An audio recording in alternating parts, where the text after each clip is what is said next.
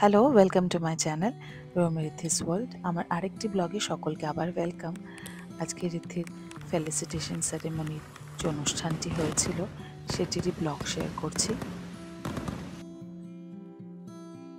ব্লগটা একান্তই আমার পার্সপেক্টিভ থেকে বানানো, মানে অ্যাজ এ ওয়াইফ আমি অনুষ্ঠানটিতে পার্টিসিপেট করার থেকে আমার চোখ দিয়ে দেখাটাই শেয়ার করছি।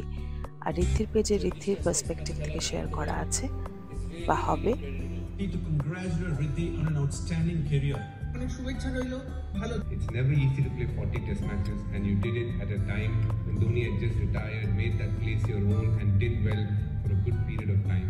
You are the best wicket keeper I've ever seen and played with. But as a human being, you are one of the finest human beings I've come across. Second March অনুষ্ঠানটি ছিল, আর আমি তার জন্য ready হচ্ছি। শাড়ি পরে যাব ঠিক করেছিলাম। তো প্রথমে ভেবেছিলাম একটা হোয়াইট শাড়ি পরবো, তারপরে এই কালারটাই পরলাম। এটি একটা শিফন শাড়ি, জয়পুর থেকে নেওয়া, তার মধ্যে হ্যান্ড এমব্রয়ডারি করা। তো একটা ছোট করে গেট রেডি উইথ মি এই ব্লগটায় শেয়ার করছি। এই শাড়িটা আমি জয়পুর থেকে কিনেছিলাম বিগত 10-12 বছর হয়ে গেল। মেয়ে তখন আমার জাস্ট 1 বছরও হয়নি, 1 বছর মতন। এত সুন্দর হাতের কাজ, সে সময় দাম নিয়েছিল 11-12 হাজার টাকা। এখন তো চোখ বুঝে ডাবল হয়ে গেছে হয়তো। জয়পুরে এই ধরনের শিফন শাড়ি অসাধারণ আর খুব ভালো রিজনেবল রেটে পাওয়া যায়, এবং ভালো এক্সক্লুসিভ কোয়ালিটির রেটগুলোও খুব ভালো। মেকআপের খুব বেসিক, আমি খুব বেশি মেকআপ করি না, কিন্তু আজকে এই সুইস বিউটির প্রাইমারটা ইউজ করছি। এটা কয়েকদিন ধরে ইউজ করছি, খুব ভালো। ফাউন্ডেশন হিসেবে নার্স ইউজ করছি, কোনো কনসিলার আজকে লাগাবো না। আমি একটু নিট, ক্লিন, ফ্রেশ মেকআপ পছন্দ করি। মাঝে মাঝে ডিউ হয়, কিন্তু মাঝে মাঝে আবার ম্যাক্সিমাম ক্ষেত্রে ফ্রেশই রাখি। এই দুটো ম্যাকের আইশ্যাডো ইউজ করি। মেকআপ লিমিটেড, কিন্তু আমার স্কিন কেয়ার বেশি করি, তাই জন্যে মেকআপ করার আগে চেষ্টা করি একটা ফেস মাস্ক কিংবা আন্ডার আই শিট লাগিয়ে নিতে। একটু আইলাইনার, একটুখানি ব্লাশ অন, বডি শপের ব্লাশ অনটা খুব ভালো, তার উপরে একটু ববি ব্রাউন ইউজ করে নিলাম। আমি যেমন একদিকে সুইস বিউটি ইউজ করি, অন্যদিকে নার্সও ইউজ করি।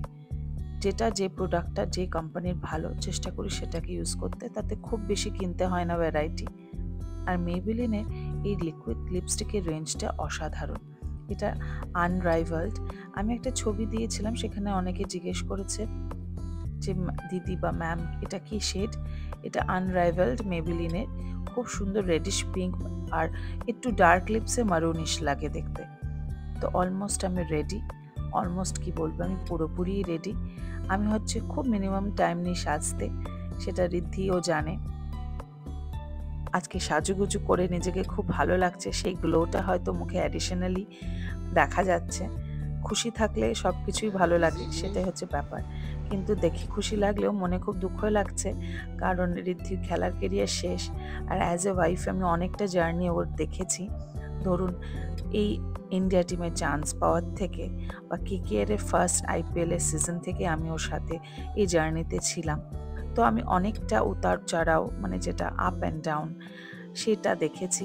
অ্যাজ আ প্রফেশনাল কেরিয়ার হিসেবে সেটাও অনেক আপ অ্যান্ড ডাউন দেখেছি। একটা ক্রিকেটারকে কতটা স্ট্রাগল করতে হয় সেটাও আমি অনেকটা সাক্ষী। আর ফ্যামিলি সাপোর্ট না থাকলে এই জার্নিটা খুবই ডিফিকাল্ট হয়ে ওঠে, সেটাও অ্যাজ এ ওয়াইফ আমি বলতে পারি। একটা খুব সুন্দর হল অফ ফেম করেছে এনারা চেষ্টা করেছেন জিনিসটাকে খুব মেমোরেবল করতে রিদ্ধির জন্যে। আর এই বিগত 14 বছর বা রিদ্ধির আইপিএলের 17 বছরের কেরিয়ারটাকে যেন মিনিটের মধ্যে দেখতে পাচ্ছি আমি চোখের সামনে ভেসে উঠতে। প্রত্যেকটা জার্সি রিপ্রেজেন্ট করেছে যেসব টিমকে, সেই স্মৃতিগুলো হয়তো রিদ্ধির মাথাতেও চলছে এখন। একটা কুইক ফ্ল্যাশব্যাক দেখালো, সেই ফ্ল্যাশব্যাকটা দেখে তো আমার চোখ দিয়ে জলই পড়ে গেল, কারণ একটা 5 থেকে 10 মিনিটের ফ্ল্যাশব্যাক বিগত 17-18 বছরের কেরিয়ার রিপ্রেজেন্ট করছে। ছোট্ট ভিডিও স্মৃতিটা কতটা উথাল পাথাল করে দিতে পারে সেটা বুঝলাম। খুব সুন্দর একটা উপহার ওনারা অ্যারেঞ্জ করেছেন রিদ্ধির জন্য, সোনার গ্লাভস, এটা গোল্ড প্লেটেড গ্লাভস। আর গ্লাভসটা অ্যাকিউরেটলি আইপিএল এ গুজরাট টিমের যে গ্লাভসটা ছিল সেরকমই দেখতে।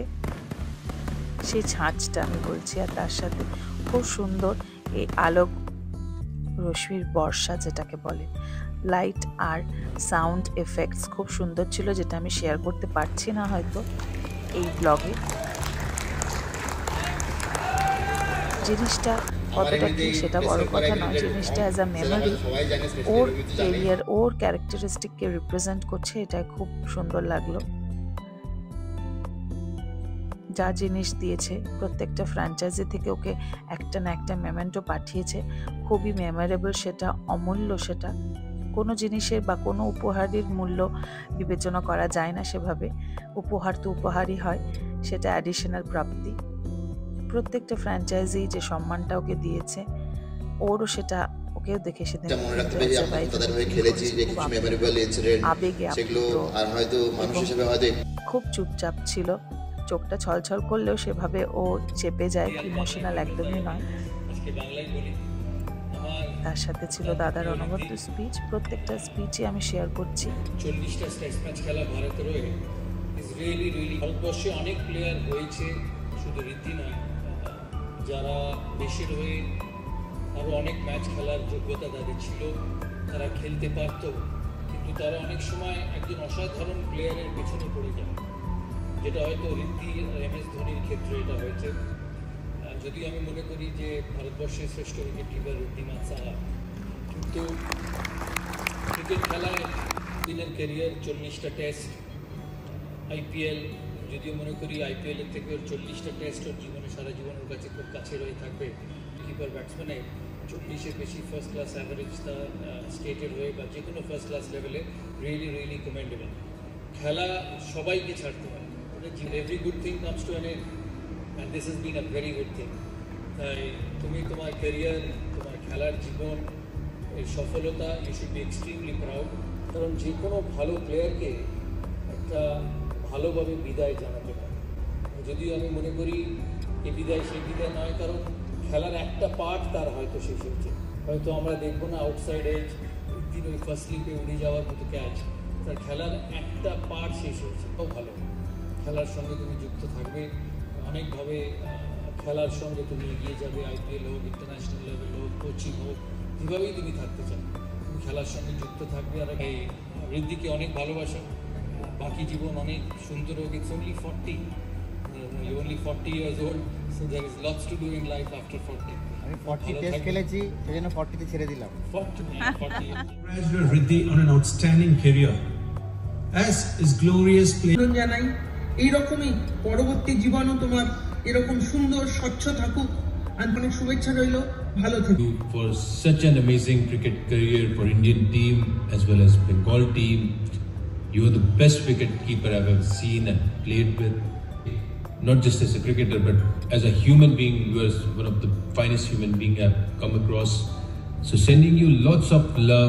তবে 14 বছরের বিবাহিত জীবনে কতটা 14 বছর কভার করেছে আমি জানি না, তবে খুবই হাম্বল, খুবই ইন্ট্রোভার্ট, মানে আমাদের মধ্যে ঝগড়া হলে আমি ডমিনেন্ট, আর এতদিনের মধ্যে কিন্তু ওর যেটা সবচেয়ে গুণ, যেটা সবাই জানে না, ওর মধ্যে কিন্তু কোনো ব্যাড মাউথিং নেই, মানে এত সফট স্পোকেন ছেলেদের মধ্যে এটা একটা কোয়ালিটি কিন্তু, আর যেখানে অপোজিশন রেগে যায় সেখানে চুপ করে থাকা, এটা একটা ট্যালেন্ট।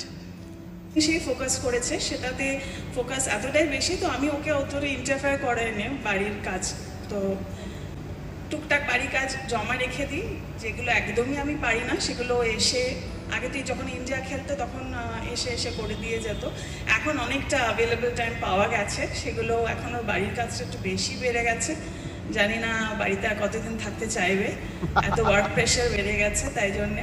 কিন্তু ধরো আমার দুটো বাচ্চা ডেলিভারি, সেই সময় সেই দিন দুদিনই হয়তো অ্যাভেলেবল ছিল, মেয়ে হয়েছে সেই দিনই CSK এর সাথে ফাইনাল ছিল, তো মেয়েকে দেখেই চলে গেছিল, তারপরে আমি একা ডিসচার্জ, সেকেন্ড বেবি হওয়ার সময় রঞ্জি ফাইনাল ছিল, সেই সময়তেও এসে বেবি দেখে চলে গেছে, তো আমি সেই সময় যে ঝগড়া করেছিলাম যে তুমি অ্যাটলিস্ট আমাকে ডিসচার্জ করে যাও, কারণ 2020 ছিল আর কোভিড জাস্ট স্টার্টেড, তো সেই সময় একটুখানি আমার ওর সঙ্গে মতের মিল হয়নি, বলেছিলাম রঞ্জি ট্রফি ফাইনালটা খেলো না, একটা টাইমই বলেছিলাম, কিন্তু যাই হোক ও সেটা আমাকে না জানিয়েই চলে গেছে, যে আমি জানতাম না চলে গেছে, জানি আমি আটকাবো, কিন্তু ওইভাবেই ও ব্যালেন্স করে এসেছে। মানে I have to be cook, I have to be great mother, সব কিছুই আর কি, কিন্তু ও সব কিছু ছেড়ে দিয়েছে, মানে আমাকে কোনোদিনই কোয়ারি করেনি কিছু। এটা একটা ওর গুণ বলতে পারি। That is wonderful. Any special message you would like to give for the new coming cricketers and their wives? কি করে এটা ব্যালেন্স করতে হয়, হ্যান্ডেল করতে হয়? ভুলে যেতে হবে, বিয়ে করে ভুলে যেতে হবে যে ইউ হ্যাভ সামওয়ান। তখন বিয়ের আগে যে ফেসটা, বিয়ের পরে একদমই সেটা হয় না অ্যাকচুয়ালি। তবে হেলদি হবে relationship. Nothing is, there is nothing মানে perfect, you have to make it perfect. এবং প্রত্যেকের স্পিচ মোটামুটি শেয়ার করছি, শুধু প্রেজেন্ট বেঙ্গল ক্যাপ্টেনের স্পিচটা কিছুটা অংশ শেয়ার করতে পারিনি। আমি জাস্ট উঠে তখন স্টেজ থেকে নেমেছি, তাই রেকর্ডিংটা পসিবল হয়নি। Speak about Riddhiman Saha, someone who I've played a lot of cricket with, but congratulations on what's been a very good career.